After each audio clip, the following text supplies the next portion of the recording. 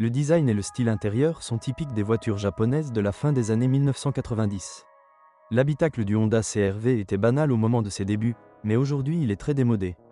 De plus, les plastiques, ceux utilisés par exemple pour finir le tableau de bord, sont durs et peu résistants aux rayures. La seule consolation peut être la bonne qualité de leur ajustement et l'aménagement ergonomique du cockpit, à l'exception des boutons de climatisation, qui pourraient être placés légèrement plus haut. Vous ne pouvez pas vous plaindre de l'espace dans l'habitacle. Une caractéristique du Honda CR-V est un plancher plat, sans tunnel central, comme c'est le cas dans la plupart des voitures. Les sièges offrent un confort adéquat, même sur des trajets plus longs, et la banquette arrière est divisée asymétriquement et coulisse, de 17 cm. De plus, il dispose d'un dossier réglable et vous pouvez vous asseoir en hauteur.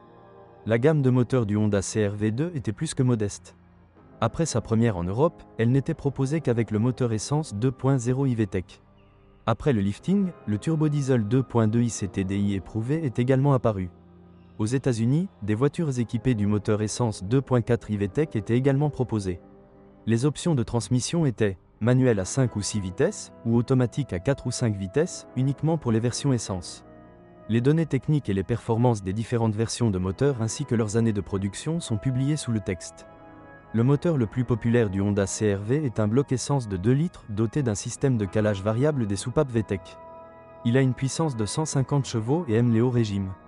Un véhicule haut et pesant plus de 1400 kg peut mal accélérer, ce qui affecte la consommation de carburant. En ville, elle peut dépasser 12 L 100 km. Cependant, les conducteurs calmes sur la route peuvent descendre aux alentours de 7 litres 100 km. Le moteur 2.0 iVTEC jouit d'une réputation de fiabilité bien méritée et peut être équipé d'une installation au gaz.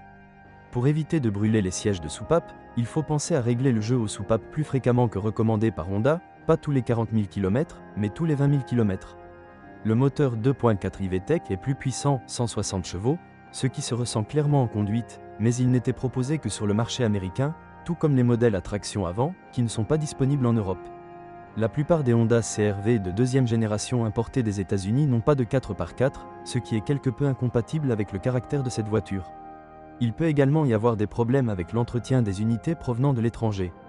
Les deux moteurs à essence sont durables. Il y a des défauts au niveau de l'alternateur, jusqu'à 1000 zloty polonais pour un neuf, et de l'accélérateur. Une chaîne de distribution durable est utilisée, grâce à laquelle Honda. Le seul moteur diesel de la gamme Honda CR-V2 est le meilleur choix pour cette voiture. Il offre de bonnes performances et une consommation de carburant raisonnable. Ce n'est pas non plus très fiable. Ses défauts sont pratiquement uniquement dus à un kilométrage élevé et à un mauvais entretien. Après avoir surmonté 200 000 km, il peut y avoir des problèmes avec le turbocompresseur, régénération 1600 zloty polonais, neuf au-dessus de 3000 zloty polonais, les injecteurs, le volant bimasse, 2500 zloty polonais avec embrayage, et une augmentation de la consommation d'huile. Parfois, la chaîne de distribution s'étire, ce qui peut coûter jusqu'à 4000 zloty polonais chez le concessionnaire, un remplacement environ 1500 zloty polonais. La suspension entièrement indépendante du Honda CR-V, à jambes de force McPherson à l'avant et système multibras à l'arrière, gère bien les rigueurs de la conduite sur route.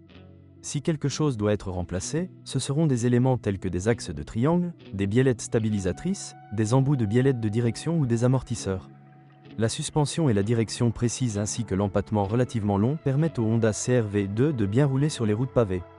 L'efficacité et les coûts d'entretien du système de freinage sont également maintenus à un niveau raisonnable. Un jeu de disques et plaquettes pour l'avant et l'arrière coûte environ plusieurs centaines de PLN. Sa durabilité laisse à désirer.